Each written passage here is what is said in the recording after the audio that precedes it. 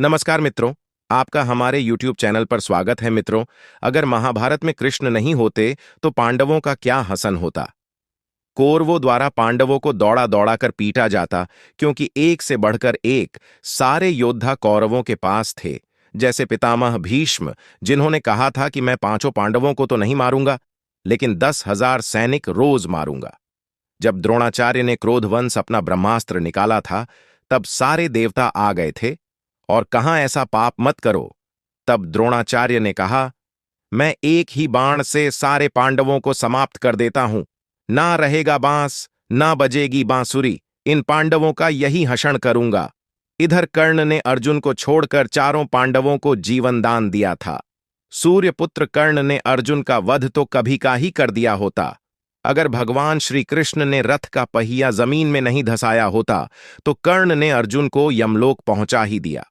अश्वत्थामा, जो भगवान शिव का रुद्र अवतार था और 16 कलाओं से परिपूर्ण था, जो श्री कृष्ण के समान शक्तिशाली था, इन सब योद्धाओं के सामने पांडवों की क्या मजाल थी कि टिक पाते। यही सब श्री कृष्ण की माया थी। जब महाभारत का युद्ध समाप्त हो गया और पांडव विजय होकर जश्न मना रहे थे, तब हर किसी में अहंकार का बीज उत्पन्न हो गया और सब आपस में कहने लगे कि युद्ध मैंने जिताया है। तब श्री कृष्ण ने सबका अहंकार तोड़ने के लिए कहा, चलो युद्ध भूमि में बर्बरीक से पूछते हैं। उन्होंने ही पूरे युद्ध को देखा है, उनसे ही पूछते हैं युद्ध का परिणाम क्या था। तब श्री कृष्ण सभी पांडवों को लेकर बर्बरीक के सामने जाते हैं और पूछते हैं कि युद्ध जीतने में पांडवों का क्या हाथ रहा।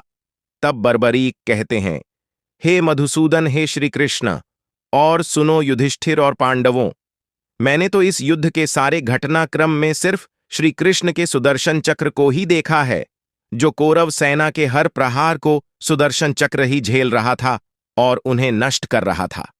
मैंने तो इस सारे युद्ध में सिर्फ श्री कृष्ण और श्री कृष्ण का सुदर्शन चक्र ही नजर आ रहा था, और युद्ध में मरने वाले ही श्री कृष्ण नजर आ रहे थे और बचाने वाले ही श्री कृष्ण नजर आ रहे थे।